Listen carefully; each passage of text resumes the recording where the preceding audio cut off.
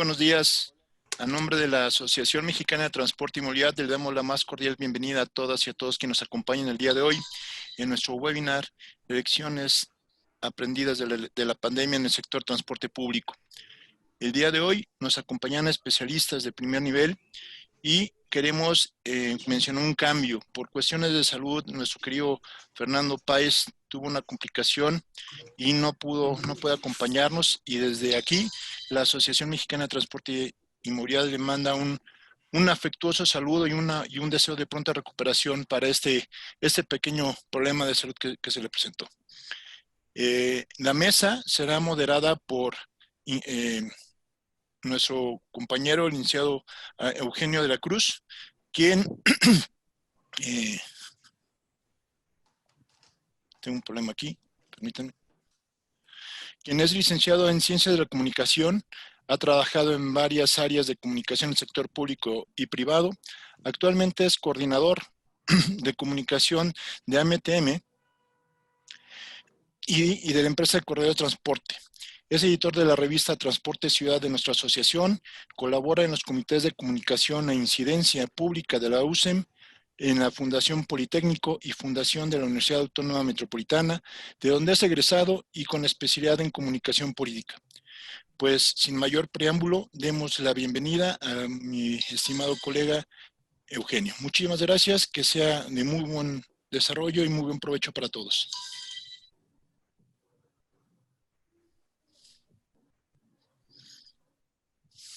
Tu micrófono, Eugenio.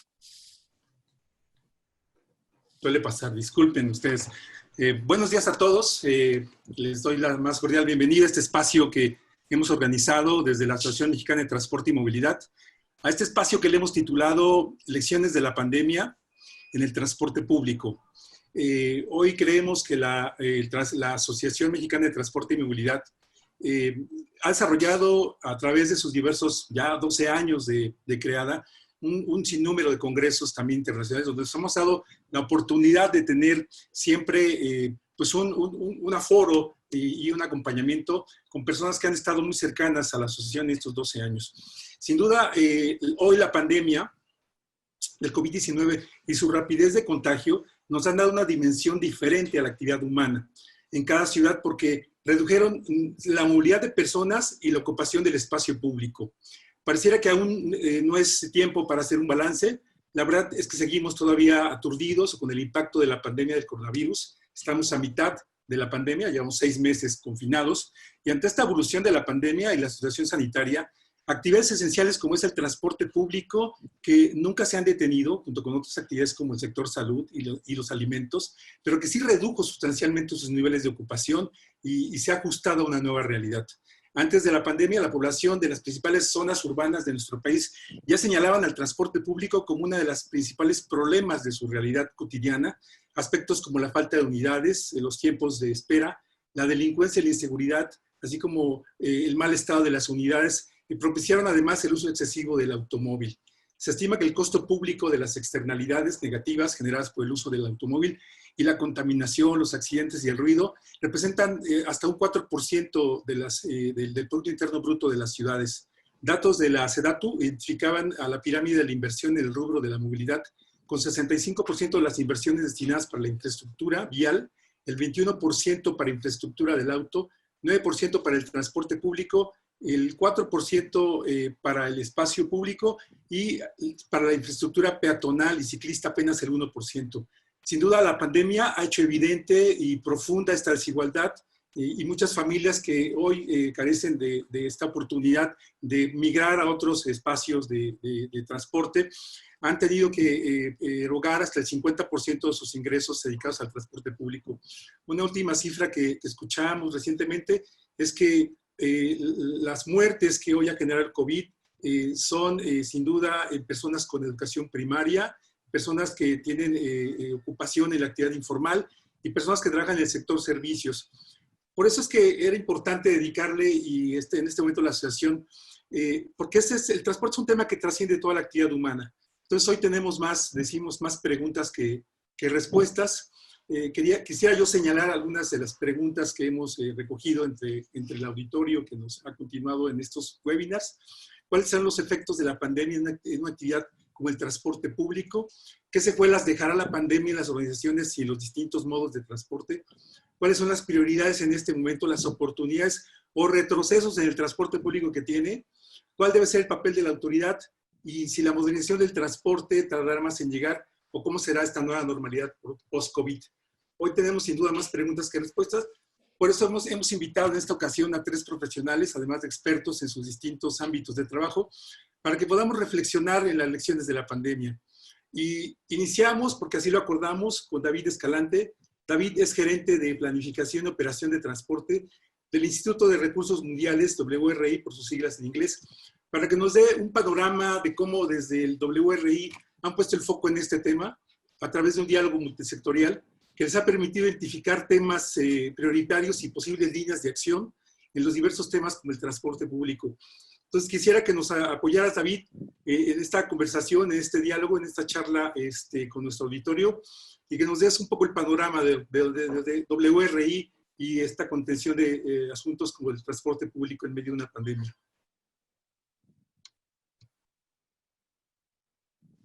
Adelante.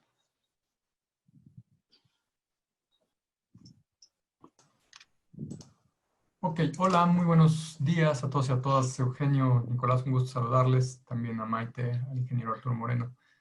Extrañándolos mucho, sin duda, de esas grandes convenciones en las que estábamos juntos y juntas y podíamos hacer esto de una manera muy diferente, pero sin duda que nos toca adaptarnos. A nombre del Instituto de Recursos Mundial WRI de FER, que no está con nosotros, un saludo y la verdad un agradecimiento por considerarnos siempre en este tipo de eventos y de discusiones. Justamente haces unos planteamientos iniciales muy importantes respecto a la relevancia de la movilidad y la situación en la que estamos. Y creo que el punto más importante antes de empezar a hablar de los aspectos específicos es que el COVID nos tocó probablemente nuestras venas y nuestra naturaleza más profunda.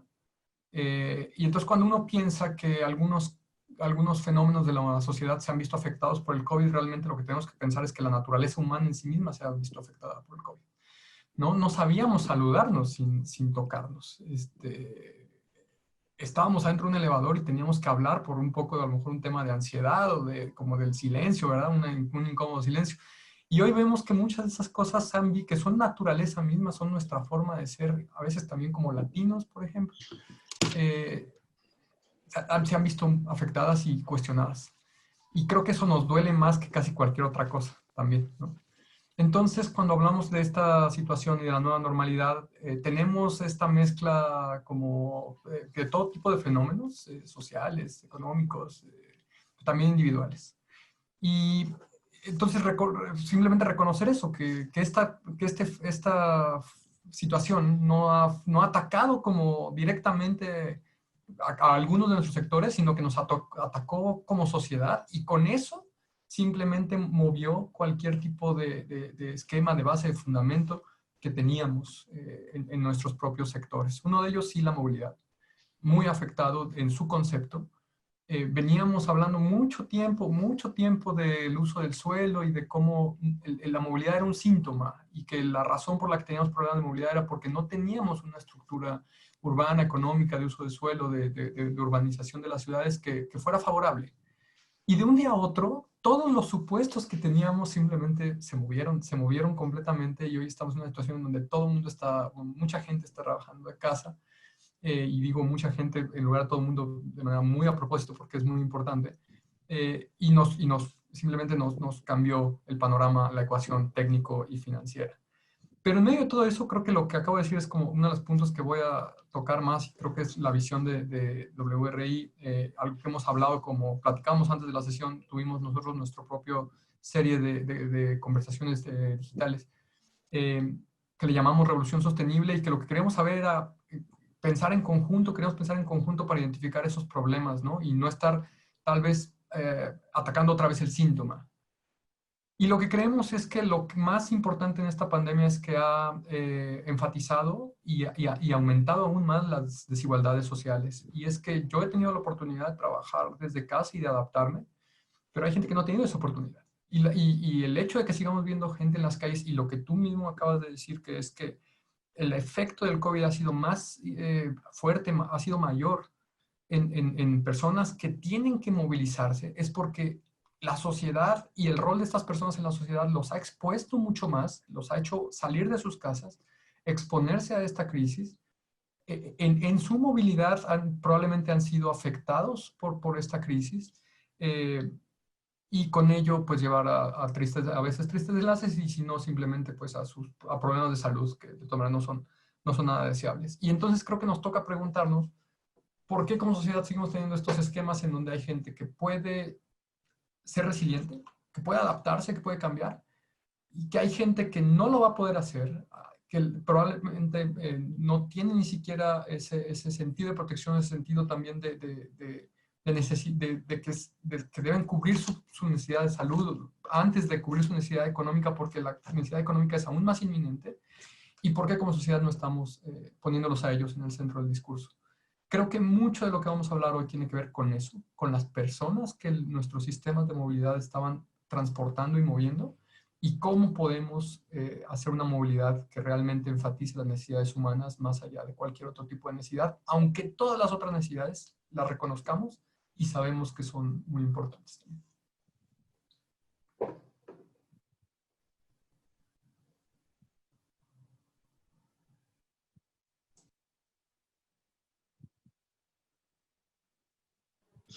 Muchas gracias, David. Oye, un poco preguntarte en esta situación que tú planteas, este modelo de ciudad y esa expectativa que teníamos de un modelo de ciudad en desarrollo, sustentable, ordenada, con espacios públicos, estamos en momentos de replantear y de ver cómo volvemos a integrarnos a las calles, cómo volveremos como ciudadanos a llenar los espacios públicos, o volveremos a esa normalidad una vez que se desarrolle una vacuna y tengamos esta contención que hoy ya nos ha privado 6 meses de ocupar el espacio. ¿Estamos realmente haciendo las acciones por parte de la autoridad? ¿Tú visualizas que hay un conjunto de decisiones que han tomado o que se hayan tomado para poder hacer esto propicio? ¿O ya de entrada los objetivos de desarrollo sustentable de la Organización de las Naciones Unidas dicen que tardarán un poco más todavía ese 2030? Este modelo y esta expectativa, esta visión que teníamos, ¿tendrá que postergarse más tiempo? ¿Cuál es tu lectura de esto?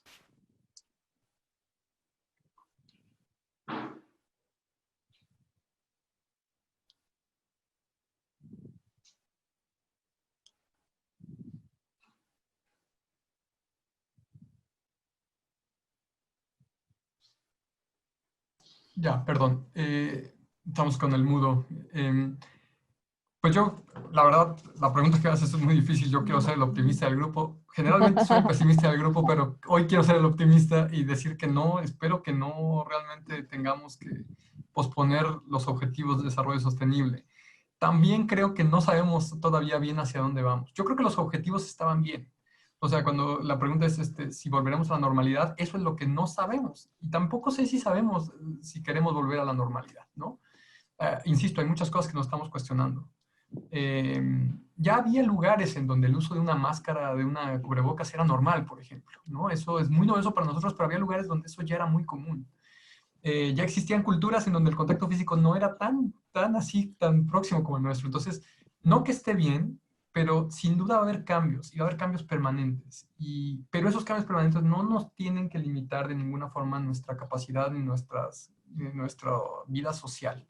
Tenemos que aprender y como sociedad superar esto para poder seguir teniendo todo ese contacto. Y básicamente la ciudad son las personas. Entonces, una ciudad vacía no es una ciudad, no está cumpliendo los objetivos de la ciudad, los objetivos de concentración, los objetivos de economía. Una ciudad vacía no está cumpliendo sus propios objetivos. Entonces, si bien no vamos a regresar a la normalidad, pues vamos a tener que buscar una nueva normalidad.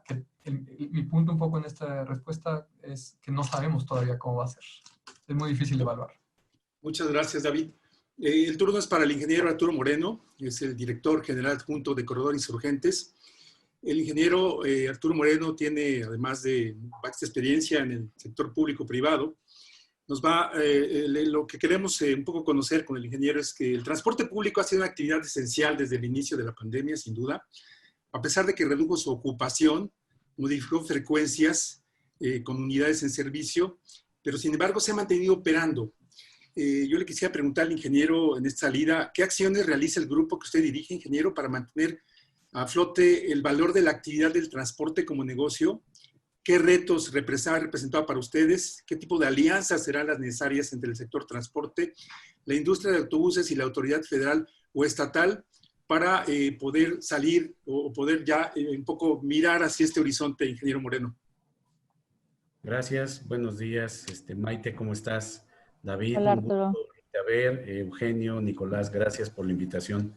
Bueno, Gracias, pues ingeniero. primero yo quisiera comentar que este tema de la pandemia tiene mucho de percepción, porque nos enfrentamos a una nueva realidad, es cierto, hay un problema de salud pública, es cierto, pero también hay una serie de necesidades que el ser humano tiene que atender, tiene que resolver, sobre todo aquellas que son básicas para la supervivencia. Si nosotros entendemos que el transporte no es otra cosa más que un instrumento para que los ciudadanos satisfagan alguna necesidad, bueno, pues tenemos por un lado la fortuna en esta dinámica económica de que el transporte es una necesidad prioritaria. En el grupo, donde tenemos ya más de 1,800 unidades en operación, estamos trabajando en 5 ciudades y obviamente pues nuestra plaza principal sigue siendo la Ciudad de México. Hemos tenido una percepción de que el transporte no se extingue. Hay una necesidad de desplazamientos tanto de personas como de bienes que se tienen que resolver cotidianamente. Sí, observamos una desaceleración en la dinámica de las ciudades, una desaceleración económica, y me parece que este es el impacto principal que tendríamos que valorar. El transporte, como cualquier otra actividad económica, pues es un negocio y necesita no solamente cumplir con su vocación de atender a la sociedad, sino también de generar la rentabilidad suficiente. De hecho, por eso se otorgan las concesiones, porque ante la incapacidad del Estado de resolver necesidades básicas de la ciudadanía, pues concesiona servicios. Y para nosotros, un elemento fundamental en esta pandemia es el de la supervivencia del negocio. Hemos cambiado, efectivamente, si entendemos por qué, a pesar de la pandemia y de la recomendación de que todo el mundo se quede en su casa, hemos observado que hay una dinámica que no se extinguió. Es decir, nosotros tuvimos una caída en los servicios hasta el 30% o 25% de la operación que regularmente manteníamos. Esto nos sucedió en las primeras 3 semanas. Fue una caída drástica, pero sobre todo cuando vienen estos anuncios de prevención, la recomendación de que la gente se quedara en su casa, se genera un impacto psicológico y tiene mucho que ver también con la cultura y la educación de la sociedad. La sociedad mexicana somos una sociedad muy indisciplinada, que no atendemos las recomendaciones, y por otro lado también somos una sociedad donde el nivel socioeconómico, donde la percepción per cápita es muy baja. Somos un país, como decían antes, de tercer mundo. Entonces es muy complicado que la gente cuente con una reserva financiera para resguardarse en su casa 2 o 3 meses. En un país donde más de la mitad de las familias viven con menos de 3 salarios mínimos, en un promedio de 4 habitantes por familia, es muy difícil que la gente se quede en su casa sin hacer nada. Por eso nosotros hemos observado que en el transporte esta recuperación que se viene dando, donde ya alcanzamos niveles de operación entre el 50 y 55%, pues es un indicio de la urgente necesidad que tiene la gente de salir a realizar alguna actividad económica para llevar el sustento a su casa y a su familia. De no ser así, pues lo que enfrentamos es un grave riesgo de inseguridad que se puede traducir en delincuencia, porque la gente o sale a trabajar o sale a robar por la supervivencia. Esto, digamos que son condicionantes importantes para la planeación que nosotros hemos tenido que hacer de la operación de los servicios.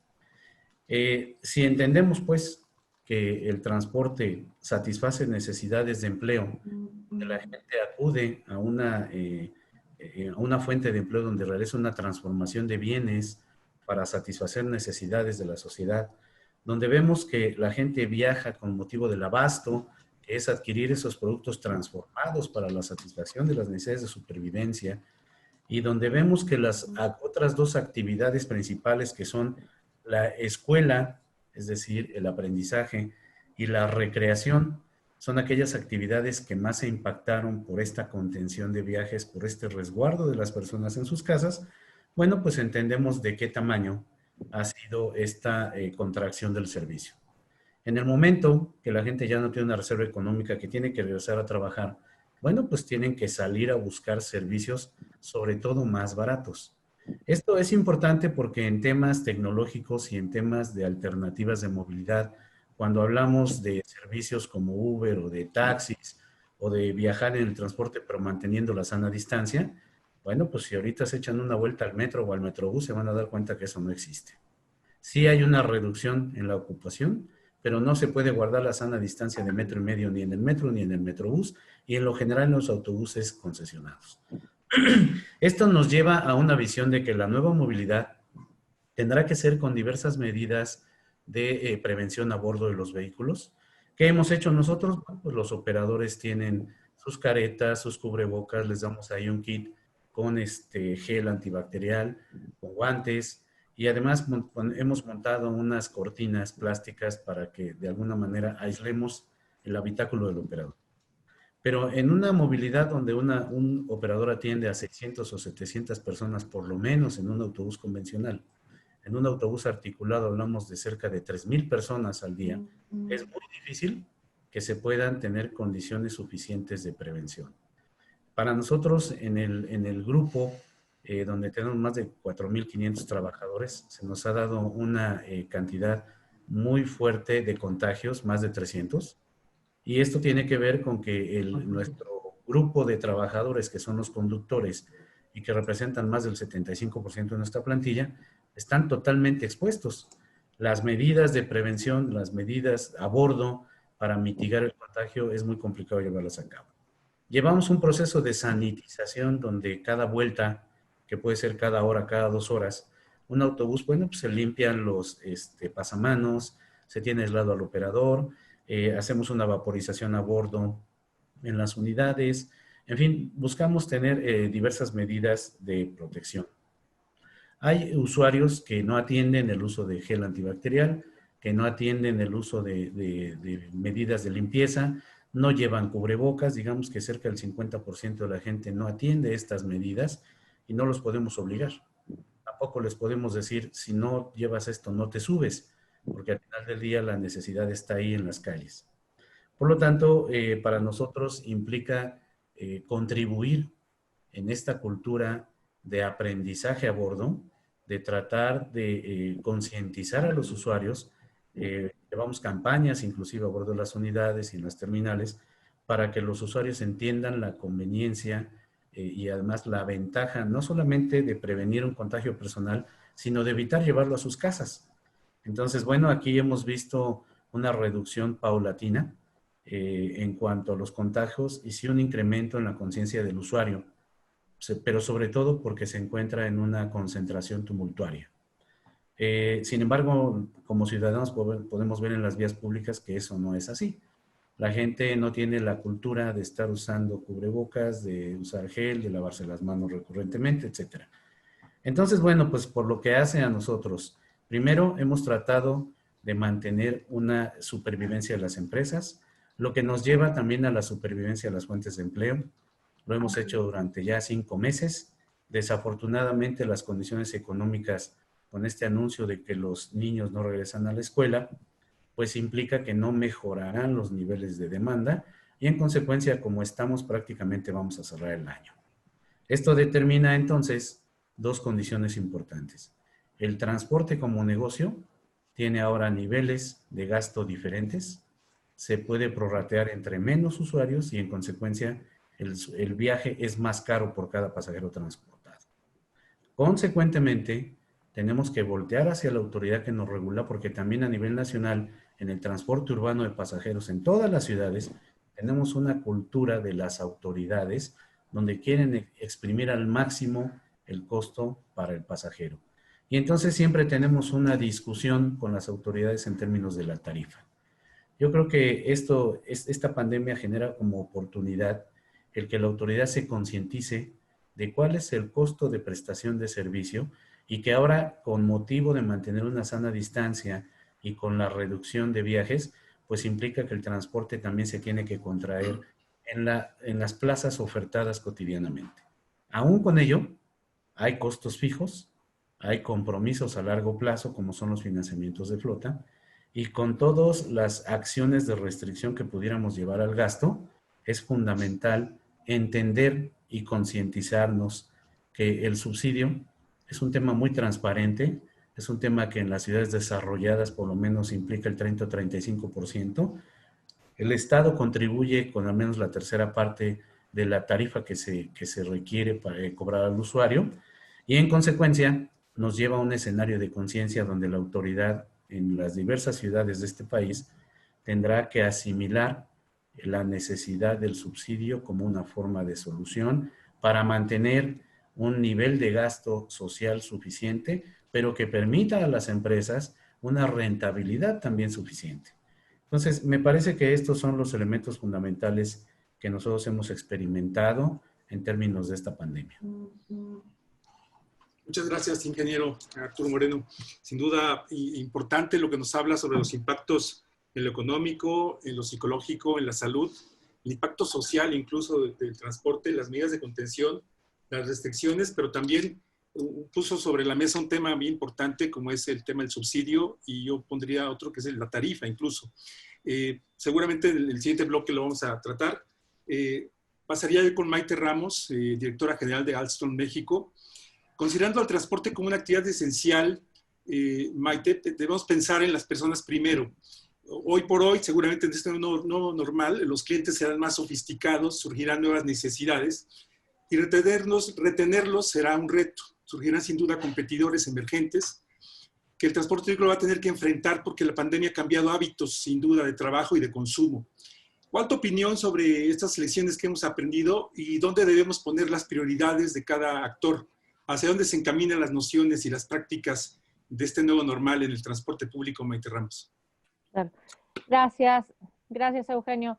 Gracias a la AMTM por la invitación. Para mí es un gusto poder compartir con David, que lo conozco de hace como 30 minutos, con Eugenio, obviamente con Arturo y con todos ustedes.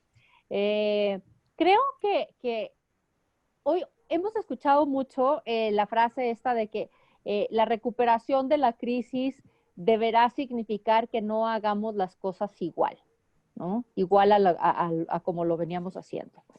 Y esto es verdaderamente complicado porque de entrada habría que ver, y David lo decía muy bien, no sabemos qué va a pasar, ni sabemos cuándo se va a resolver, ni cómo se va a resolver. Leía yo, mientras buscaba información para esta participación, algunos datos bien interesantes. Y es que el transporte representa 60 millones de empleos formales en el mundo. Esto quiere decir que es más o menos el 2% del empleo a nivel mundial. En Estados Unidos es el 9%, lo cual es bastante. En Europa es entre el 12 y el 14%. En México es mucho menor, pero no porque no lo represente, sino porque mucho cae en un empleo informal. En un empleo informal del famoso hombre camión, de estas transiciones en las cuales hoy estamos viviendo y que no hemos terminado de avanzar y que efectivamente en una crisis como la que hoy tenemos se ha venido a intensificar y se ha venido a reflejar cada vez más.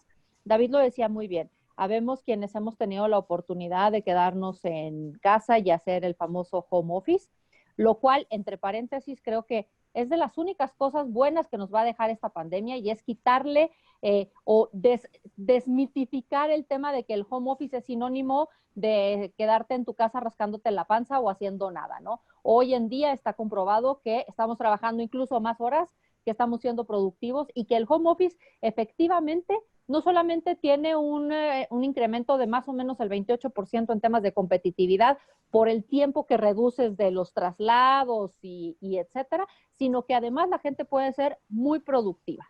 Y eso creo que es de las pocas lecciones positivas que yo veo en esta pandemia.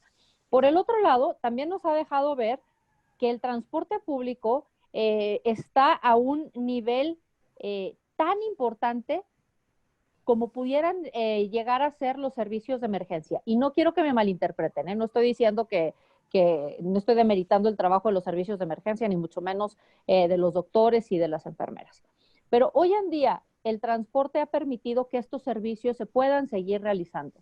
Cómo llegan los doctores, cómo pueden llegar las enfermeras, cómo se puede llegar a atender una crisis. Es decir, va más allá que una mera actividad esencial. No lo podemos comparar con algunas de las actividades esenciales. Creo que es de las principales actividades esenciales y creo que también los gobiernos son esa primera línea de defensa mediante la cual deben de garantizar estos servicios para que se garantice que sigan funcionando y se salvaguarde la salud y se salvaguarde una serie de condiciones que van más allá de la misma protección de los derechos humanos. Entonces, sí creo que hemos visto casos, por ejemplo, en donde hubo ciudades que cerraron el transporte público al inicio de la pandemia. Lo vimos en China, en donde se cerró el transporte público en algún momento. Todos conocimos el caso del estudio de Hunan, donde hicieron el contagio, cómo se daba en un autobús. Y esto hizo que no solamente del otro lado del océano y del mundo se cerraran sistemas de transporte. En este continente y en Centroamérica se cerró. El metro de Panamá cerró por completo en algún momento. Hubo muchos metros en Latinoamérica o sistemas de autobuses que empezaron a reducir la capacidad y de repente se dieron cuenta que esto tampoco estaba resultando de una forma positiva porque la gente tenía que seguir saliendo a trabajar. Más en un país como México, donde casi el 50% de nuestra economía es informal. Es decir, la gente no se puede quedar en su casa porque si no sale, no trae dinero para comer para el día de mañana o para el mismo día. Y lo hemos visto en cómo la gente, por ejemplo, paga las tarjetas de Metrobús o del metro. No depositan 100 pesos o 200 pesos. Depositan el dinero suficiente para ir y venir, porque no les alcanza para más. Y esta es una estadística que Metrobús estudió muy bien y que David conoce perfectamente de cuando estuvo ahí, Arturo también, obviamente. Entonces, sí tenemos esta dualidad, cómo manejar la necesidad sanitaria de tener más unidades en operación, como por ejemplo hoy lo están haciendo metros que efectivamente tienen su subsidio, como pueden ser los metros europeos, en Holanda, en Barcelona, donde dicen, van todos los trenes a circulación, van todas las unidades de autobuses a circulación. ¿Por qué? Porque justamente lo que queremos es garantizar que haya una mayor sana distancia, que haya más espacio, que las unidades no vayan saturadas y sacan todas las unidades a circular, ¿no? Tanto en autobuses, tranvías, trenes, lo que me digas. Y por otro lado, además, hacen todo un proyecto de ciclovías emergentes, de quitarle espacio al coche para hacer más amplias pues no banqueta, porque no están haciendo la banqueta, pero los espacios peatonales. Y por el otro lado, otras ciudades en donde no, porque justamente no estoy dando subsidio y entonces necesito sacar menos trenes a circulación para reducir mis costos operativos, menos autobuses, porque como lo que decía Arturo, están teniendo una capacidad a lo mejor ahora del 55%, pero llegaron a tener, creo que una demanda de menos del 80%, ¿no? Andaban por ahí del 20%. Hoy Citeur tiene una reducción en la demanda del 75%, sin un peso de subsidio, y tiene los mismos costos porque tienen que seguir pagando los salarios, porque tienen que seguir pagando el mantenimiento, y a lo mejor va a llegar un momento en el que no vas a poder dar el mantenimiento como tendrías que darlo, y entonces también caes en un tema de seguridad. Son dos esquemas completamente distintos en los cuales, ¿qué priorizas? Porque también es muy difícil decir, bueno, pues entonces voy a reducir y expongo a la gente, pero por otro lado, si tú no tienes un subsidio y si tú no tienes el respaldo del gobierno, ¿cómo operas cuando tienes esta afectación en tu demanda? Y esto pasa en transporte público, pasa en transporte de carga también, donde se ha visto reducido enormemente la parte de circulación de los trenes, por ejemplo, de los mismos autobuses. ¿Por qué? porque creo que salvo Amazon, eBay y estos, bueno, y la venta de alcohol que dicen que se ha incrementado el 28%, ¿no? Creo que la venta de alcohol y la comida es lo único que ha crecido, pero todo lo demás, las empresas estamos sufriendo y le estamos sufriendo todos. Yo no conozco una empresa que me diga, que no se dedique a la venta de estas cosas que estamos diciendo, que diga, oye, yo estoy muy bien, o sea, bendita pandemia, vamos a seguir adelante. No. Y entonces esto nos lleva a un ciclo donde estamos perdiendo empleos, donde estamos perdiendo, ¿y qué va a hacer esta gente? No va a estar, a lo mejor hoy, yo puedo seguir haciendo home office, aunque yo no hago tanto home office, pero puedo seguir haciendo home office, pero mañana pues voy a tener que salir a vender algo a la calle porque me voy a quedar sin chamba si esta situación económica sigue así, ¿no? Creo que el tema de seguridad que trataban en ciertos momentos tanto David como Arturo es muy importante. Siempre que tú le preguntas a la gente cuando es transporte público, ¿cuál es su principal preocupación? Es la seguridad, ¿no? En un momento la seguridad en el tema de los asaltos, la seguridad en las unidades, que no van cómodas, etcétera, etcétera. Pero hoy esta seguridad tiene un valor adicional o un tema adicional que es la desconfianza que tiene del transporte público la gente. Y esto es gravísimo, gravísimo en una ciudad como México o en un país donde todavía la gente se mueve más en transporte público. Tú sales a la calle, estamos en semáforo naranja y hay un tráfico del demonio. ¿Por qué? Porque la gente está apostando a subirse al coche porque tiene miedo del transporte público, porque efectivamente, como dice Arturo, no se respeta una sana distancia, porque no se puede por los temas operativos, etcétera, ni en el Metrobús, ni en el metro. Pero ¿qué pasa en las combis? ¿Qué pasa en los autobuses más viejitos? Es todavía peor, ¿eh? Es todavía peor. Yo hice un recorrido por algunos CETRAMS y a mí de los que me dejó más preocupados fue el de Cuatro Caminos. O sea, la gente está completamente, le importa un cacahuate el asunto de si el cubrebocas o no el cubrebocas. Están hacinados y luego en época de lluvias, peor. Y el tiempo de espera que yo me tardé en el transporte que iba yo a tomar fueron 38 minutos. 38 minutos donde estás casi, como diría aquella canción, de cachete con cachete, ¿no? Con el de enfrente, en ningún momento vi que dieran gel, que dieran cubrebocas, que lo pidieran siquiera, pues el asunto de obviamente no hay pago electrónico, entonces pues pasas las monedas, creo que sí hay cosas que podríamos hacer que no estamos haciendo, pero también creo que es el gobierno el que no está cumpliendo o no está ayudando, no está fomentando en que realmente cumpla con su obligación de ser esa primera línea de defensa. Yo diría, para cerrar, para no alargarme, algunas lecciones que a mí se me quedan, ¿no? La importancia de mantener el transporte público en tiempo de crisis. O sea, creo que en un momento dado no tomamos en cuenta o no le dimos la verdadera importancia que puede tener, porque es fundamental para tener una gestión eficiente en tiempos de emergencia como las que hoy vivimos. 2, la alianza entre gobierno y la iniciativa privada. No estamos hablando y no nos estamos ayudando. O sea, no hay una alianza entre el gobierno y la iniciativa privada. Cada quien se rasca con sus propias uñas. Y eso no puede ser. Creo que es de lo más grave. Tercero, la obligación que tiene el gobierno de garantizar la seguridad de los trabajadores del transporte público, ¿no? Nosotros, por ejemplo, en Alstom tenemos un contrato de mantenimiento para unos trenes del metro y bueno, pues mandamos a nuestros colaboradores con todas las medidas que se puedan imaginar. Pueden parecer astronautas. Y las mascarillas en N95 y que los guantes y los lentes.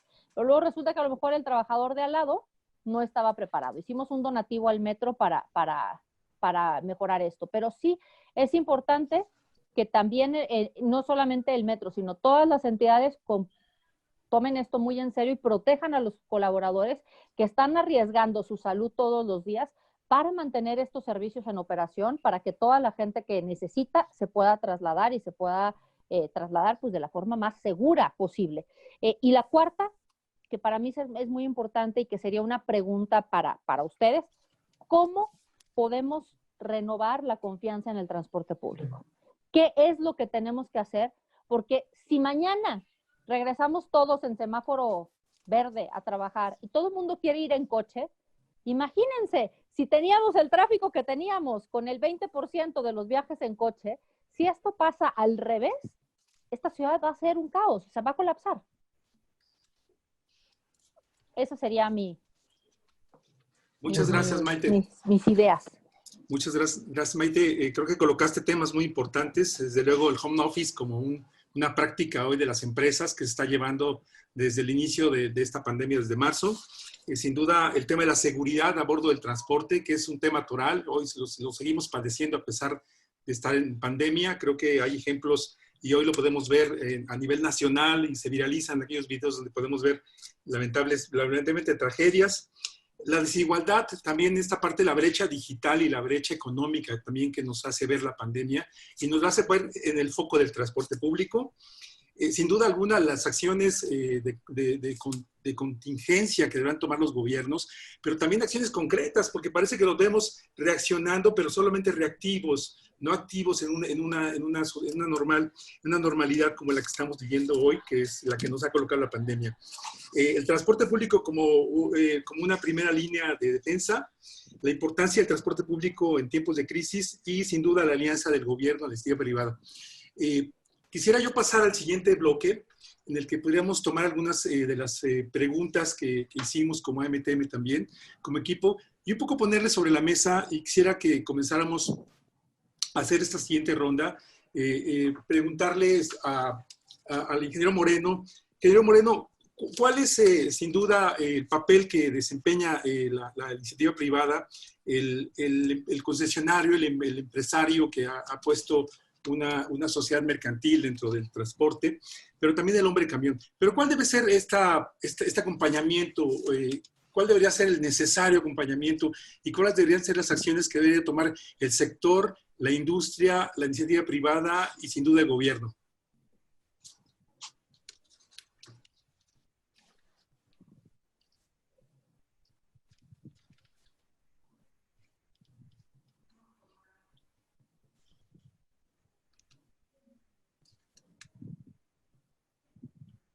Gracias. Bueno, me parece que este papel que debe jugar la iniciativa privada es de una coordinación total con las autoridades. Es decir, tenemos que armar un frente común para comprender bajo lo que denominan esta nueva realidad cuáles deben ser las acciones que le corresponden a la iniciativa privada, cuáles a la autoridad y cuáles tenemos que llevar de manera conjunta. En esta sociedad no tenemos instituciones que tengan una representación social masiva. Entonces, los usuarios no están debidamente representados como instancias no gubernamentales que puedan tener un espacio para sus pronunciamientos, como para que pudiéramos organizarnos también con esas instituciones y realizar una alianza de 3 partes. Pero por lo menos el papel que nos corresponde como prestadores de servicio y el que le corresponde a la autoridad es que llevemos a cabo la mayor cantidad posible de actividades coordinadas. Mira, hablaba yo de la indisciplina y de la falta de cultura que tiene el usuario. Si esto se convirtiera en una campaña de educación permanente, nos permitiría salir más rápido de estas exposiciones al contagio. Por ejemplo, la industria, los fabricantes de autobuses, nos ofrecen diversos dispositivos que ayudarían a minimizar el contagio a bordo de las unidades. Mamparas separadoras entre asientos, mamparas separadoras entre asientos y pasillos, sistemas automatizados para vaporización a bordo periódicamente, dispositivos para la limpieza del calzado al ascender y descender de las unidades, mamparas para el aislamiento y prácticamente generar cabinas para los conductores y diversos, digamos, complementos como son carteles a bordo, probablemente llevar algún patrocinador a bordo o alguna persona que pudiera ir reforzando estos mensajes para la prevención y para llevar a cabo medidas de mitigación de contagio. La verdad es que como empresa operadora, llevar a cabo estas acciones implica inversiones adicionales. Cuando estamos tratando de mantener una supervivencia de las fuentes de empleo, pues lo que busca es la contención del gasto. Por lo tanto, enfrentamos las dos necesidades. La de generar una inversión adicional a bordo, tanto por dispositivos como por prácticas con algunas personas a bordo que desafortunadamente en las condiciones actuales del servicio pues, no se pueden pagar. Y me parece que esa es una actividad coordinada fundamental que se debe llevar a cabo con las autoridades. Estamos hablando definitivamente de recursos públicos.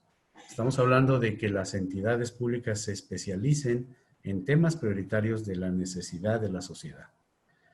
Ahí es donde vemos que no existe una conciencia por parte de la autoridad para comprender el problema que desde el punto de vista de la iniciativa privada puede generar una contracción económica, pero que en el mediano y largo plazo va a impactar a las instituciones y a las finanzas públicas. Entonces, es muy curioso esto, por eso decía yo en la participación anterior, que esto tiene mucho de percepción. Mira, nosotros no hemos tenido el beneficio del home office, porque la necesidad aquí para dirigir las empresas no nos lo permite. Sí hemos trasladado personal administrativo a home office para que realice tareas que generalmente realiza en su espacio de trabajo dentro de una oficina y que no tiene la necesidad de moverse. Pero todo lo que es la operación del servicio, y estoy hablando de la preparación, de la prestación del servicio en la vía pública, del mantenimiento de las unidades, de la supervisión, etcétera. Todas esas prácticas se realizan en la calle. Tecnológicamente, pues es muy difícil que tú suspendas un mantenimiento o que lo automatices. En el caso de la supervisión, bueno, pues sí hemos reducido el personal en la calle.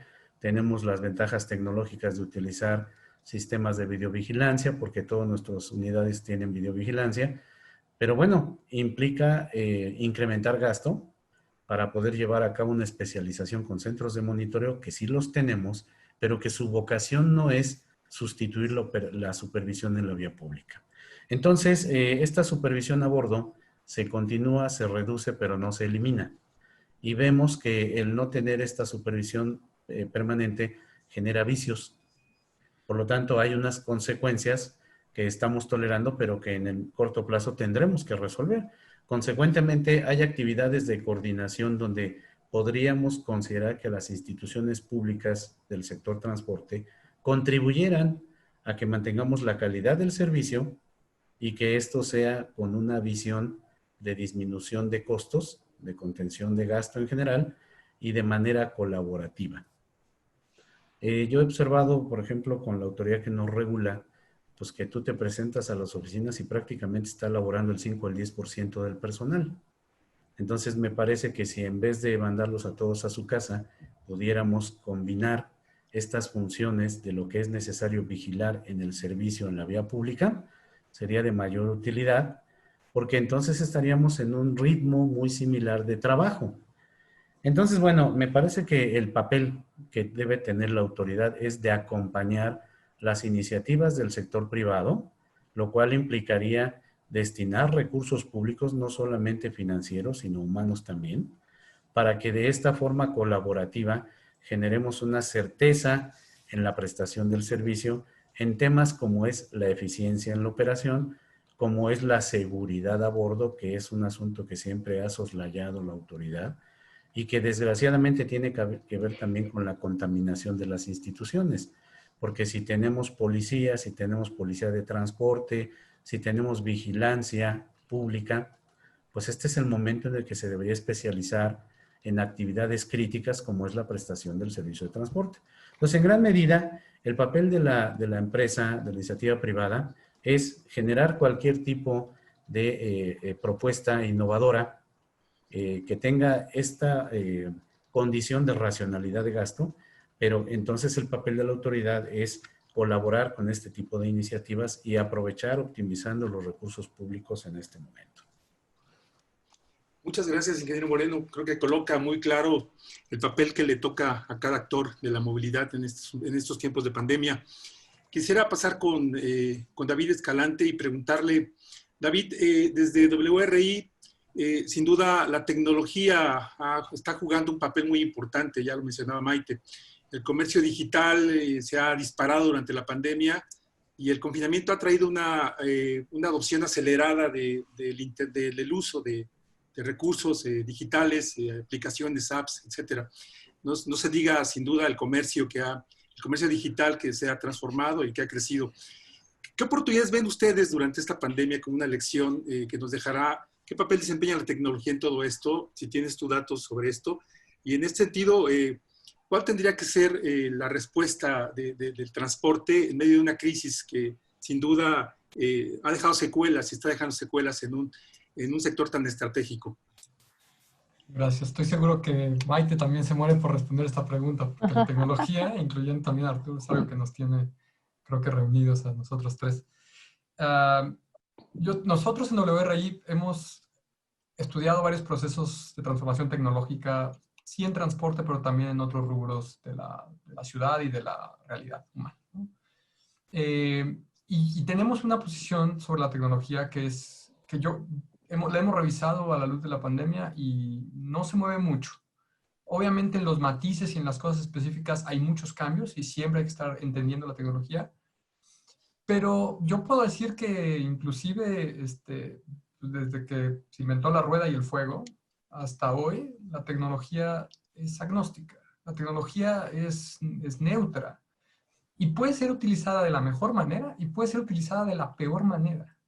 La tecnología puede exacerbar las diferencias sociales, puede ayudarnos a cerrar brechas, puede ayudarnos a resolver nuestros problemas de humanidad. De hecho, ese es el concepto de la ingeniería, resolver los problemas de la humanidad a través del uso de técnicas y tecnología y otras herramientas, o puede llevarnos a una cosa completamente diferente. No, de hecho, el transporte es el mejor ejemplo de cómo la tecnología, a la vez que resuelve una necesidad, puede estar creando externalidades. Y por otro lado, hay un fenómeno reciente reciente en la historia de la humanidad, no es tan reciente porque la digitalización es un proceso que también tiene siglos como proceso. Pero cuando uno ve lo que ha pasado con la producción de datos y la digitalización y las comunicaciones, pues sí, en los últimos años, de hecho también eso es lo que vemos que ha pasado, es que exponencialmente ha crecido el volumen de datos y el uso de redes y de conceptos digitales. Y hay unos análisis muy interesantes, ahorita estoy recordando uno particularmente de McKinsey, la consultora, que estudia los segmentos económicos y dice cómo está la madurez digital de estos segmentos en diferentes etapas de la cadena. Por ejemplo, vamos a hablar de alimentación o de transporte o de turismo. Entonces uno dice, ¿qué tanto están preparados a nivel administración, a nivel ventas, a nivel operación, a nivel ejecución, a nivel, no sé, hay varias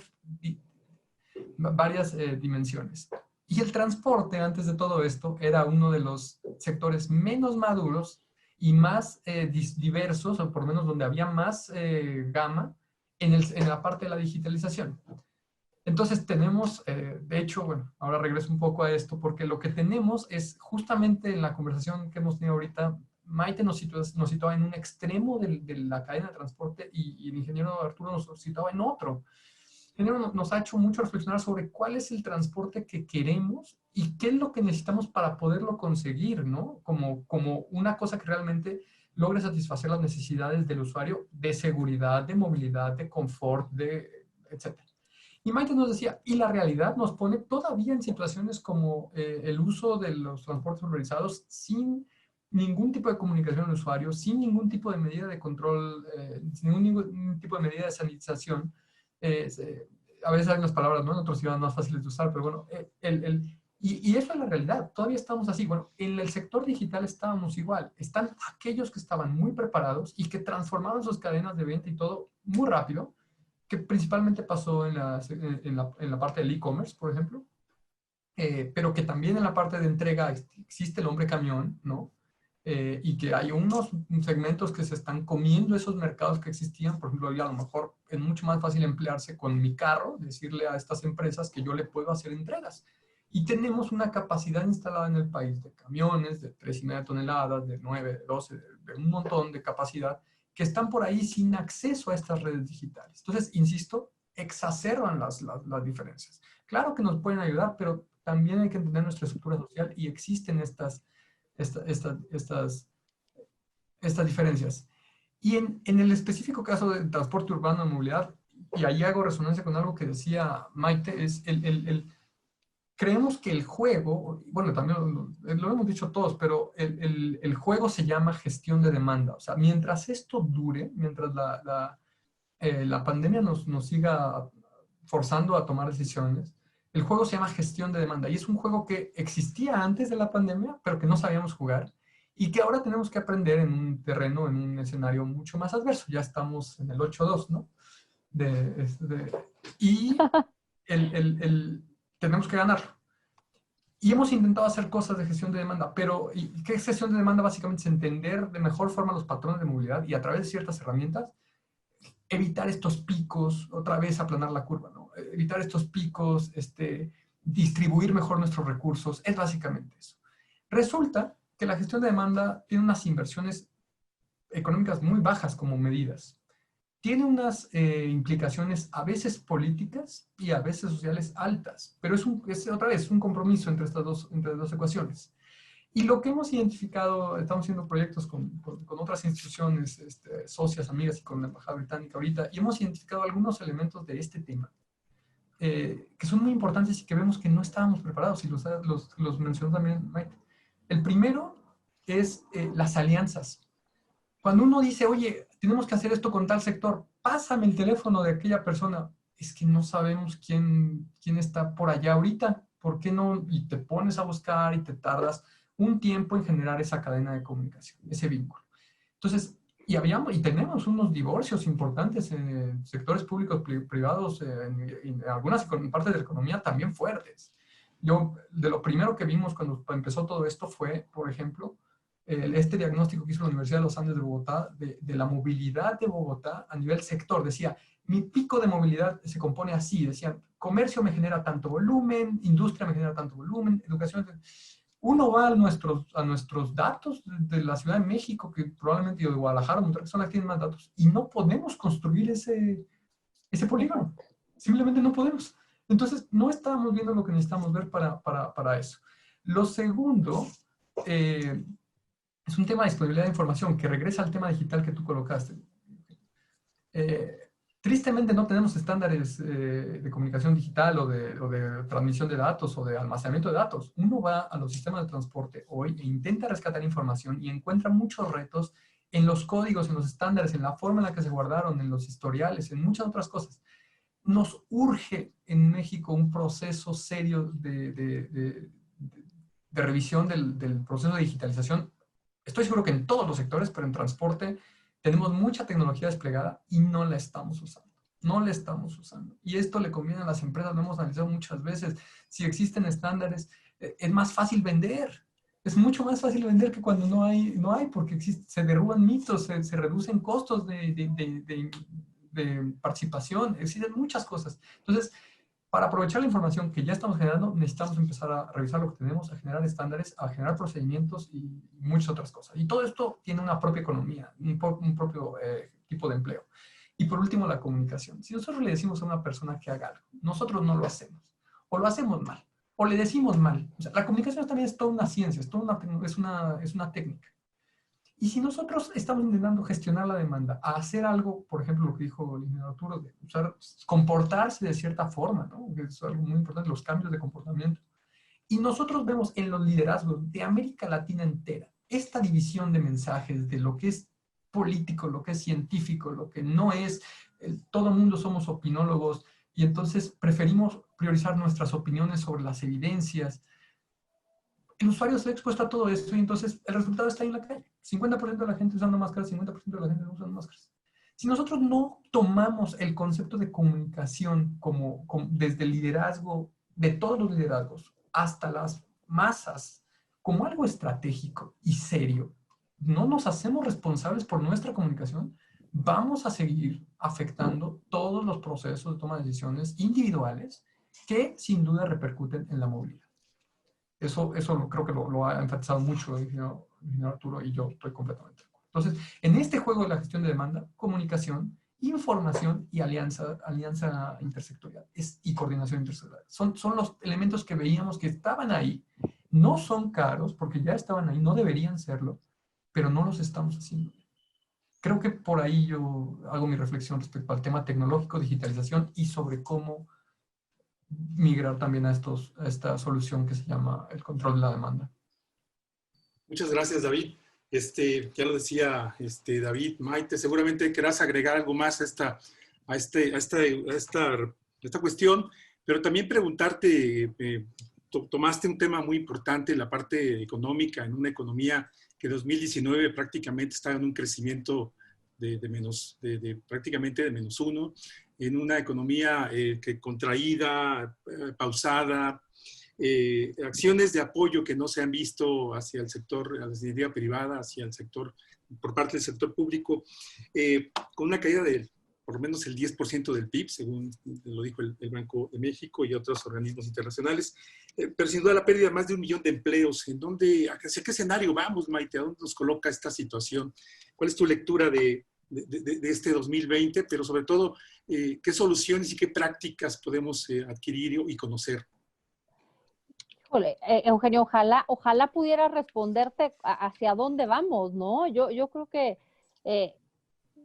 si tú revisas declaración, yo no soy experta en economía ni mucho menos, pero si tú revisas, cada vez que se van publicando las nuevas tendencias o las nuevas proyecciones, cada vez son peores.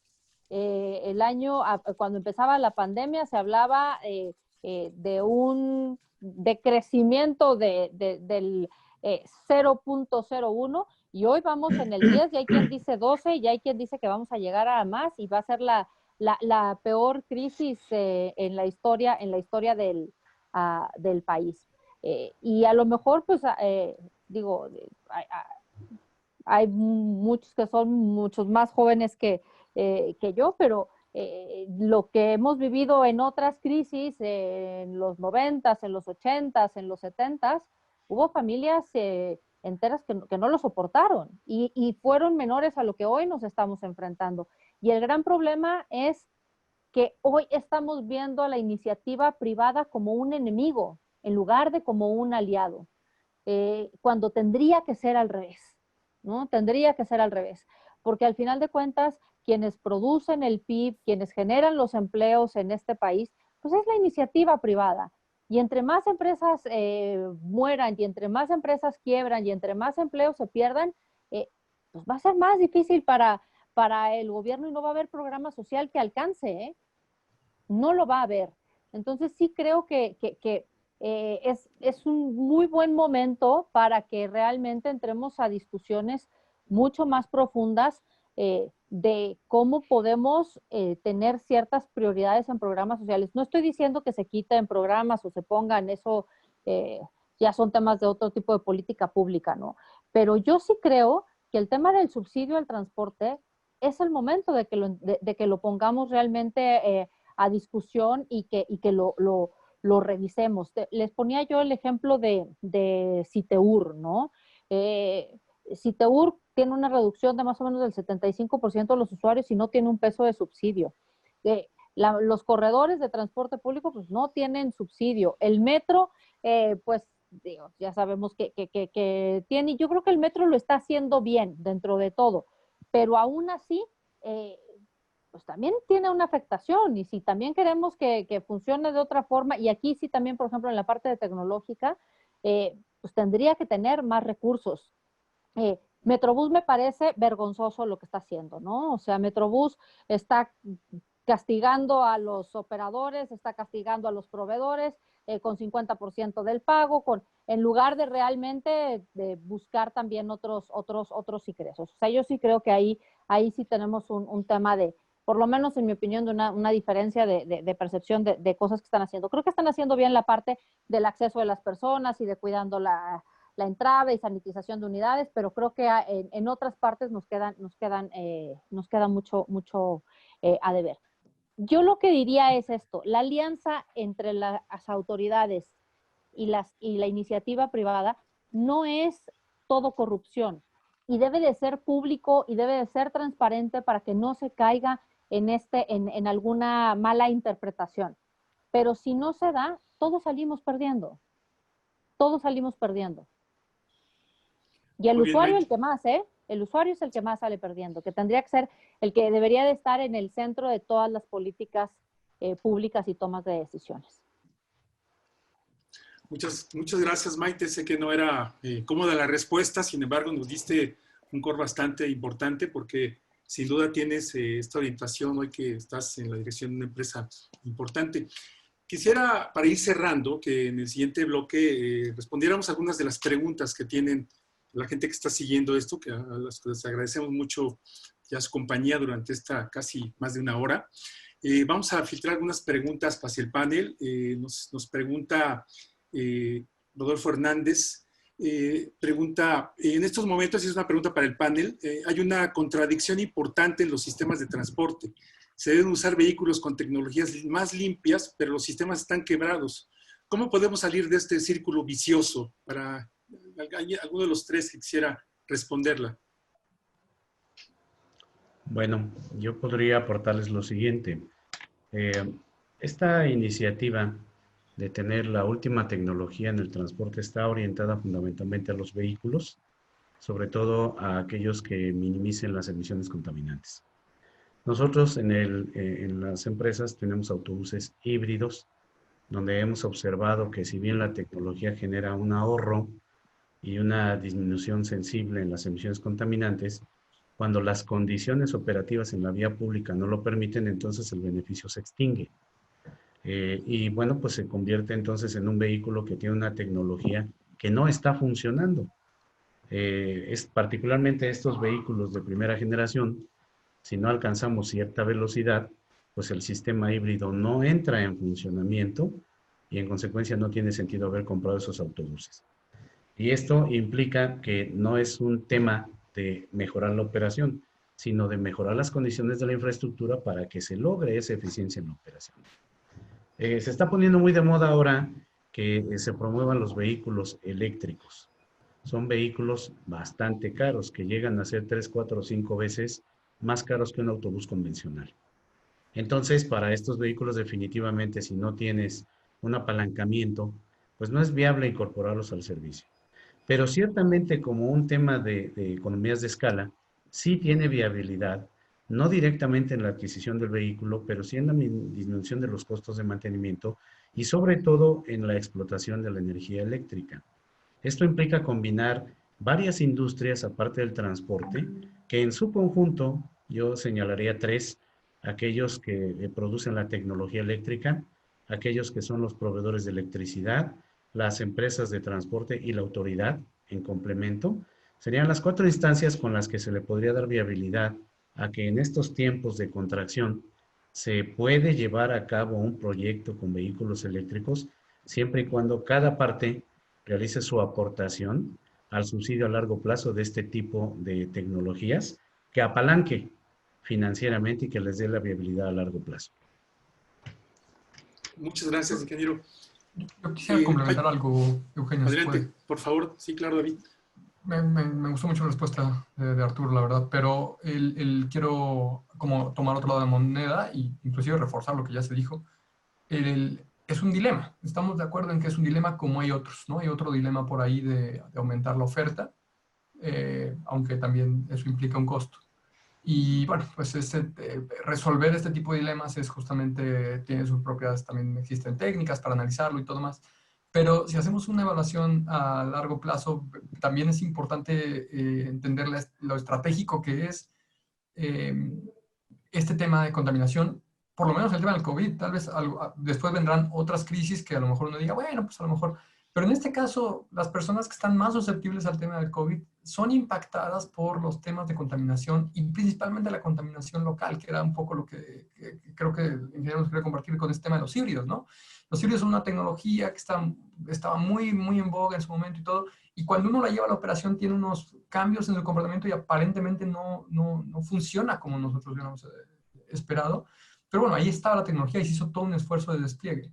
En el caso de los eléctricos, lo que vemos es que este tipo de impactos locales, o sea, lo que yo respiro, cambia completamente. Eso, la verdad es que en términos de calidad de quien va adentro, se siente muchísimo. Yo no sé si ustedes saben que hay algunos estudios donde, por ejemplo, en el caso de Metrobús, se ve que la parte donde un usuario puede estar más expuesta es precisamente a veces, no siempre, pero a veces, adentro del vehículo, porque todo el sistema de ventilación lleva a que algunos tipos de gases se almacenen adentro del vehículo. Esto con el vehículo eléctrico cambia. Entonces, si yo expongo menos a mis personas usuarias, usuarios y usuarias a contaminación, pues tengo unos beneficios en salud de largo plazo. Entonces, el dilema es complejo, es lo único que quiero decir. Yo creo que va a seguir existiendo esta tendencia de renovación tecnológica, va a seguir, y el reto es justamente el apalancamiento del que hablaba el ingeniero.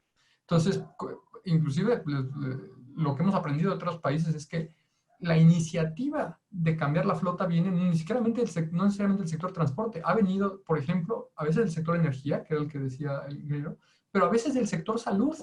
Dice, oye, aquí se me están muriendo la mayor cantidad de personas por cuestiones cardiovasculares y respiratorias. ¿Qué tipo de presupuesto tengo que movilizar para poder cambiar la flota? A ver, pensemos primero en la flota que pasa alrededor de los hospitales, por ejemplo, ¿no? Entonces, eso es como el pensar afuera de la caja, y es justamente, creo que el dilema es complejísimo, pero no deja de ser algo que vamos a tener que perseguir, en mi opinión. Cierto.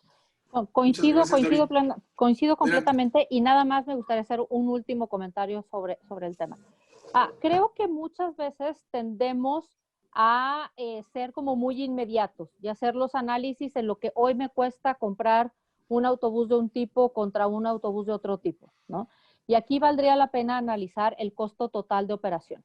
La ventaja que, por ejemplo, tienen, no conozco yo de todos los autobuses, y dentro de los autobuses eléctricos hay distintas tecnologías, también habría que decir. Pero, por ejemplo, Alstom tiene un autobús que se llama Aptis. Este autobús de entrada tiene una capacidad más grande para pasajeros. Tiene 20 metros cuadrados internos de ocupación, lo cual te permite que tengas entre 100 y 105 pasajeros en contra de los 90 que normalmente puedes circular. Pero te garantiza 20 años de vida útil, es decir, el doble de lo que es un autobús normal. Ahí en este momento, si a esto le sumas que tienes que reinvertir en un plazo mucho más largo en un autobús nuevo, que tienes 900,000 kilómetros sin que tengas que hacer un mantenimiento mayor, los costos que te representa, si tú lo comparas en el largo plazo, el costo total de operación puede realmente ser mucho mejor que lo que inicialmente puedes evaluar. Coincido completamente con Arturo en que de cualquier forma la entrada en la parte del financiamiento, la erogación de ese dinero hoy, sin tener un subsidio y sin tener pues, una tarifa, porque esto no se lo puedes impactar hoy en día al usuario, menos con los salarios que se tiene. Es más, WRI por ahí tiene, David, ¿no? Había hecho un estudio de lo que representaba hoy el costo de transporte, y creo que era más o menos del 28% del ingreso en algunos lugares, ¿no? Si no me equivoco. Hace un par de años, sí.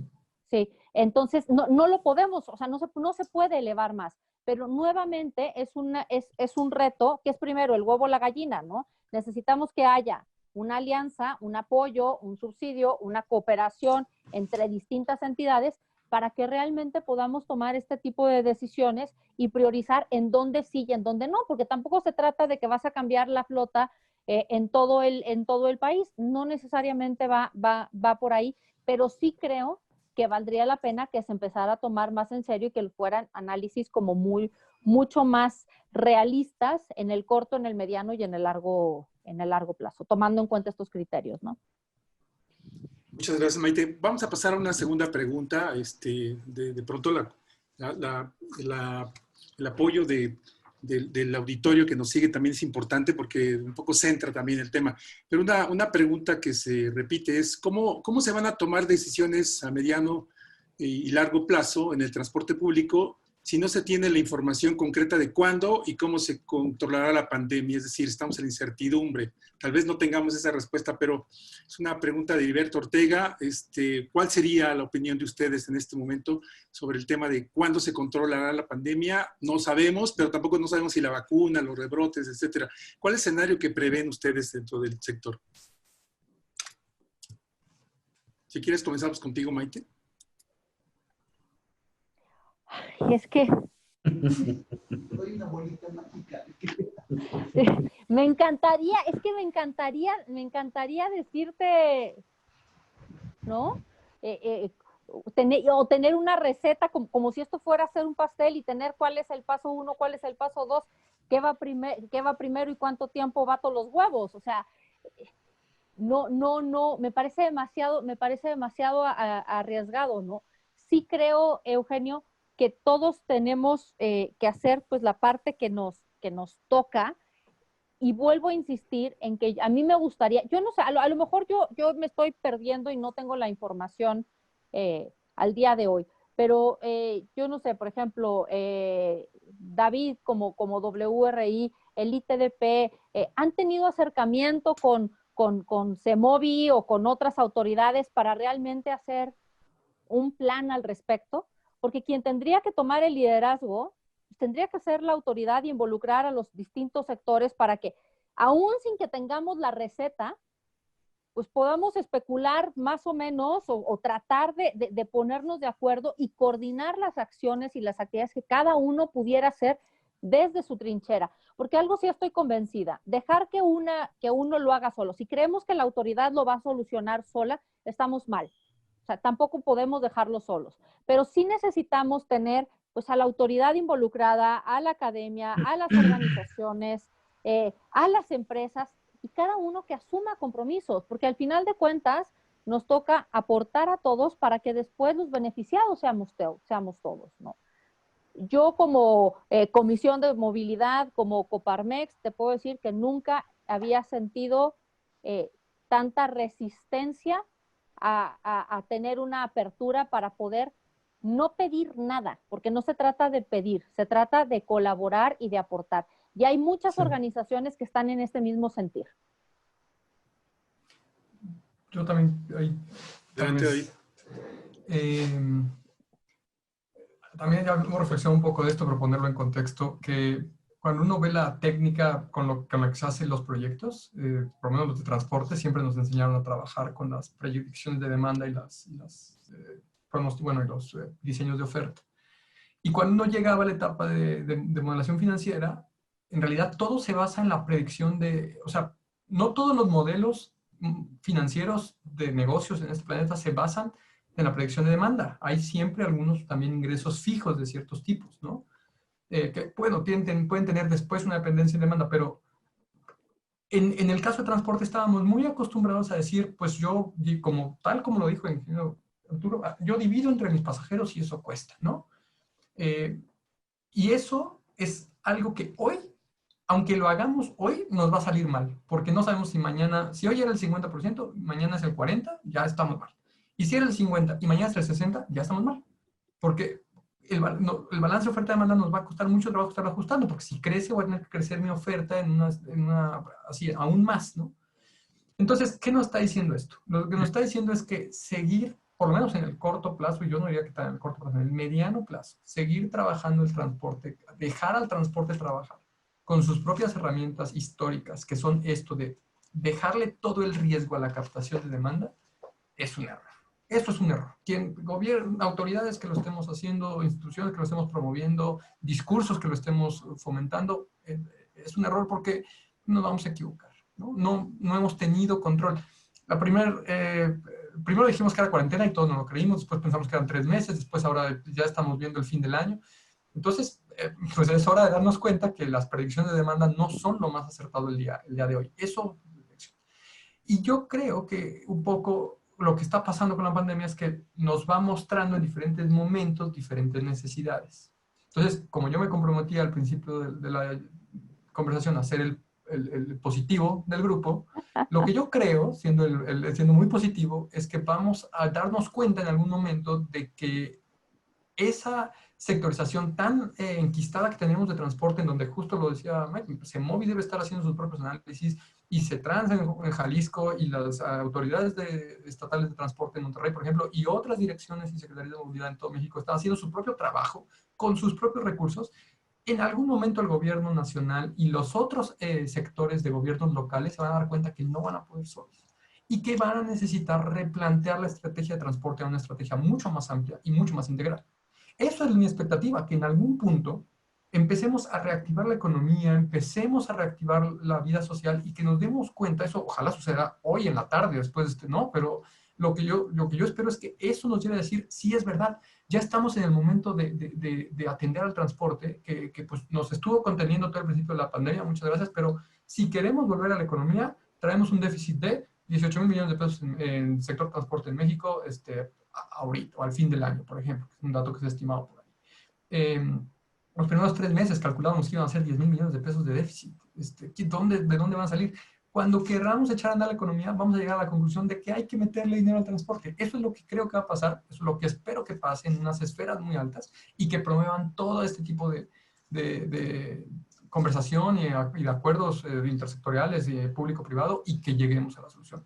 Porque si no, como bien dice la pregunta, es cómo van a estar tomando las decisiones, pues probablemente de una manera aislada y probablemente de una manera incorrecta. Y eso es lo que no queremos que pase y esperamos que no pase.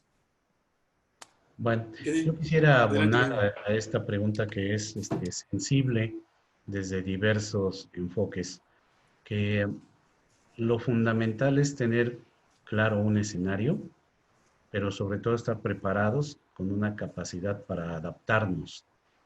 Mira, cuando inició la pandemia, nosotros buscábamos alguna fuente oficial de proyecciones que nos permitiera hacer una planeación sobre la contracción que íbamos a tener en el negocio. Y esto implicaba fundamentalmente definir pues, qué porcentaje de nuestra capacidad instalada íbamos a mantener detenida. En otras palabras, pues cuántos autobuses y cuántos servicios había que dejar de operar. Nos encontramos en la segunda semana de la pandemia que no había datos oficiales. Solamente había registros de contagios y no existía ningún pronóstico. Nos encontramos con un pronóstico de la Universidad de Guadalajara que en la tercera semana de marzo nos permitió proyectar que la peor depresión que tendríamos en la demanda y en el servicio sería hacia la tercera semana de mayo. Con ese escenario, bueno, pues nos concentramos en la parte que nos tocaba, que era en términos financieros y en términos operativos, llevar a cabo, tomar las decisiones para la contracción del servicio. Pero si nos volteamos hacia la función que le corresponde a las instituciones y particularmente a la autoridad que regula el transporte, hay diversos aspectos en los que tienen que intervenir. Pero también si nos volteamos ante la autoridad que gobierna a los ciudadanos, entonces los conceptos para este escenario son mucho más amplios.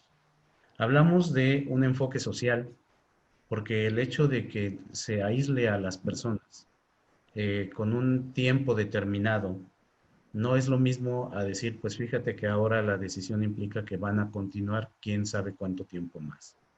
Entonces, en términos sociales, el aislamiento tiene problemas para las personas en todos los sectores, por ejemplo, en el escolar. No tenemos ahora la experiencia de cuál va a ser la interacción que se puede dar entre los niños que antes convivían cotidianamente con sus compañeros en la escuela. En el sector económico, que es fundamental para estas proyecciones de mediano y largo plazo, lo único que sabemos pues, es que hay una caída. De hecho, se anunció hasta un 18% de reducción por esta desaceleración económica y al final del día no tenemos todavía un pronunciamiento de las instituciones sobre cuál puede ser el destino a mediano y largo plazo. En el sector tecnológico, bueno, pues también hay un freno en todos los sentidos por la necesidad de inversiones. En el apartado psicológico ya empezamos a ver problemas aquí entre los ciudadanos de la complicación que les sugiere estar en aislamiento porque no se ajustan a un régimen. No se ajustan a un régimen alimenticio, de limpieza, de vestimenta, de código de etiqueta, etcétera, etcétera. Y ciertamente llego a la conclusión de que los psicólogos y los abogados van a tener mucho trabajo. porque esto se desprende de la complicación para el ser humano de estar aislado. En el mes de abril aproximadamente, o mayo, anunciaron en China que se había incrementado un 6% los divorcios, porque no es lo mismo que la pareja conviva, que tengan su espacio, a que los tengas 24 horas juntos, y es curioso, pero es una realidad, ¿no? La convivencia en tus diferentes estatus sociales implica una necesidad para el ser humano de estar en contacto. Y el hecho de que el contacto sea virtual, que estés aislado en un espacio reducido, pues genera este tipo de problemas. Yo quisiera comentar que al final de todos estos elementos y muchos más que seguramente tendremos que valorar, hay un concepto que se llama costo marginal social. El costo marginal social tiene que ver con todo lo bueno y todo lo malo que nos ocurre traducido en dinero, es decir, monetizando una decisión que le afecta a la sociedad. En este sentido, hay elementos a favor, como los que mencionaba Maite, de decir, oye, pues tienes aquí las oportunidades de generar algunos ahorros y que eso implica tener conciencia a las instituciones de destinar recursos, por ejemplo, el sector salud. ¿Qué es mejor? Ser preventivos en curar a las personas o en evitar, perdón, que las personas incurran en una enfermedad o tener que curarlos. No es lo mismo cuando tienes que destinar a toda tu batería del sector salud para estar curando enfermedades respiratorias, enfermedades psicológicas, etcétera, etcétera, a que llevar a cabo las inversiones en materia de prevención para que la gente no se tenga que enfermar. Entonces, ese concepto de costo marginal social verdaderamente en las instituciones públicas, yo no lo he visto en los últimos 20 años. Sí lo conozco cuando estuve en el gobierno del Estado hace 35 años, con una participación del Banco Mundial que en su momento promovió el primer proyecto de transporte urbano y trajo precisamente esta obligación de evaluación de proyectos a nivel de costo marginal social y costo marginal privado. Pero las instituciones o son inmaduras o no están preparadas o están ocupadas en otras cosas y no se dedican en tiempos como este que son críticos, donde se debe hacer alianza institucional para llevar a cabo este tipo de dictámenes que le corresponden a las autoridades en lo general, para tener una medida de cómo reasignas presupuestos, porque no se trata de decidir si quiero o no quiero, si me gusta o no me gusta, es definir lo que necesita la sociedad y ver hasta dónde me alcanza para contribuir. Esa sería mi aportación. Muchas gracias, ingeniero Moreno. Yo quisiera, ya tenemos 3 minutos para terminar esta charla. Yo quisiera pedirles a cada uno de ustedes en un minuto, un último comentario, una conclusión. Comenzamos con Maite. ¿Con qué te quedas, Maite? ¿Qué nos puedes aportar? ¿Cuál es tu conclusión sobre esta charla de hora y media? Primero que bien me la pasé. Siempre me encanta conversar con ustedes porque además de David y de Arturo yo he aprendido mucho y hoy es una muestra más de que lo sigo haciendo. Entonces agradecerles y agradecerte también a ti, Eugenio, porque la moderación ha sido de primer nivel. Entonces, ni cuenta me di que había pasado hora y media, lo cual es muy bueno, ¿no? Yo creo que con lo que me quedaría es con la importancia que tiene el transporte público en la calidad de vida, en la salud, en el desarrollo de las ciudades, en la competitividad y en la economía, en todos los sectores. Yo creo que es una de las actividades hoy esenciales, pero digamos en general, es la columna vertebral de las ciudades y muchas veces no lo entendemos. Y como a veces no es tan sexy, porque no lo es, ¿no? Y está lejano a las políticas públicas o a las autoridades que definen las políticas públicas, no entienden la magnitud o el impacto que puede tener un transporte público en todas estas áreas en una forma muy transversal. A mí me gustaría más que pues quienes dictan las políticas públicas a nivel federal, a nivel estatal, a nivel de las ciudades, lo recorrieran más, lo vivieran más, lo sintieran más y se pusieran en los zapatos del usuario. Porque entonces creo que esto cambiaría bastante en la forma en que se diseña y en la forma en que se concibe y sobre todo en los montos de inversión que se destinan. Hoy sigue siendo muy poco el dinero que se destina a la inversión en transporte público masivo, pero en general de transporte público, ¿no? Seguimos prefiriendo hacer pasos a desniveles, y otro tipo de cosas que realmente transporta que beneficie a la gente. Me quedo también con el optimista de David, que me encantó, que él está convencido de que se van a dar cuenta de que para reactivar esta economía se tiene que invertir en transporte público. Me sumo, pondré mi optimismo en ello también y espero que así sea. Espero que así sea, porque efectivamente es una de las actividades que hoy puede mover, literal, o no mover en todos los sentidos a las personas, a las ciudades y a la economía misma, ¿no? Muchas gracias, Maite. David Escalante, tu mensaje final, tu comentario. Sí, es mi nueva normalidad, es ese optimismo, Maite. Yo también me uno al agradecimiento, a la felicitación por el espacio. Que no positivo, porque ahí nadie quiere ser positivo, ¿verdad? Sí es. Exacto, como dice Maite, estas pláticas las hemos tenido así, en este tipo de lugares, y también las hemos tenido cerca, a veces inclusive hasta en una terraza jugando dominó, y lo extraño mucho, y muy pronto con los tres estaremos ahí. Con un tequilita. De nuevo, sí. Sí. Yo quiero solo enfatizar lo que ha dicho Maite. Creo que la esencialidad del transporte va más allá de la economía y inclusive la necesidad de mover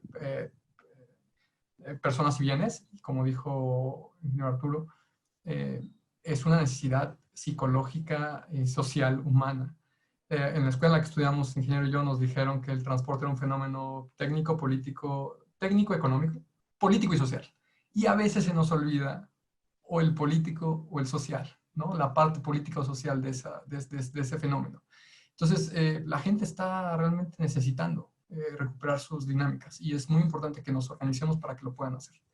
Yo espero que tomemos en serio estas reflexiones, de verdad en serio, porque hace unos meses, antes de la pandemia, existió toda una tendencia de pensamiento en el ámbito de movilidad, los que somos de esto lo sabemos, en donde nos pusimos a decir que el mejor viaje era el que no se hacía. Y eso hoy nos suena como una locura, como una cosa que tal vez no debimos haber pensado o que debimos haber pensado mejor. Y de verdad, eso es lo que quiero expresar, que cuando estemos hablando de este tipo de cosas, lo hagamos de la manera más social posible, porque es muy necesario. Entonces yo me quedo con eso simplemente y agradecer de nuevo la participación y todos los comentarios y todo el aprendizaje. Mucho gusto verlos, estar con ustedes. Muchas gracias, David. Ingeniero Arturo Moreno, su último comentario, su conclusión final. Bien, pues yo primero agradecer la invitación. Estas charlas siempre retroalimentan, aprendemos del intercambio y bueno, pues muy a gusto con amigos como Maite y David, que hacía un tiempo que ya no nos veíamos. Qué bueno que la tecnología nos lo permite. También comentar, veo varias preguntas que difícilmente se pueden contestar, pero me comprometo a que si no las hacen llegar, estaremos dando la respuesta correspondiente a cada una de las personas que participan. Estuvimos cerca de 100 personas en este foro y creo que vale la pena devolverles una respuesta. Por lo que hace al motivo de la plática, primero reflexionar que las empresas de transporte que a nosotros nos corresponde transporte urbano de pasajeros en autobuses convencionales y en servicios de carriles confinados con autobuses articulados y biarticulados, nos consideramos solamente un engrane de esta dinámica que tienen las ciudades en términos de la movilidad. Sí entendemos que la pandemia nos impone un reto, pero también nos lleva a esta oportunidad de saber adaptarnos, de aprender a adaptarnos y sin perder la vocación, que es atender las necesidades de los usuarios en términos de viajes, ajustarnos a esa necesidad en las mejores condiciones de calidad, de seguridad, de certidumbre y ahora sobre todo con las mayores medidas de prevención posibles, porque entendemos que esto no va a cambiar, pues creo que por lo menos en los próximos 2 años. Entonces estamos obligados a hacer una planeación y a tomar una serie de medidas de previsión ante esta nueva realidad, sin ser derrotistas ni dramáticos, simplemente comprendiendo que es una realidad y que tenemos que adaptarnos. Y bueno, pues refrendar este compromiso que tenemos como grupo de empresas operadoras de beneficiar en todo lo posible a los usuarios. Gracias. Muchas gracias, ingeniero Moreno. Muchas gracias, Maite. Muchas gracias, David. A mí solo me resta dar las gracias en nombre de la AMTM. creo que nos dejan una claridad sobre procesos, sobre contenciones, sobre contingencias y sobre una realidad que cambió nuestra actividad en esta nueva realidad, que debemos repensar, que debemos incluso repensar nuestras vidas y reinventarnos. Yo quiero agradecerles a todos los que se conectaron, a ustedes que estuvieron siguiendo esta transmisión, a quienes nos enviaron sus preguntas y sus comentarios. Sin duda les daremos salida y se las llegaremos a hacer, les haremos llegar. Y invitarlos solamente a que la próxima semana nos acompañen en la próxima edición de esta parte, la segunda parte de Lecciones en la Pandemia, con otros especialistas que nos hablarán sobre movilidad y vida cotidiana. Muchas gracias a todos, gracias a ustedes, a quienes estuvieron pendientes. Les damos las gracias en nombre de la MTM y sin duda este es un buen espacio para reflexionar, para pensar y sin duda para dejarnos un buen eje transmisor en este medio que nos une como es el transporte público. Gracias a todos. Hasta luego.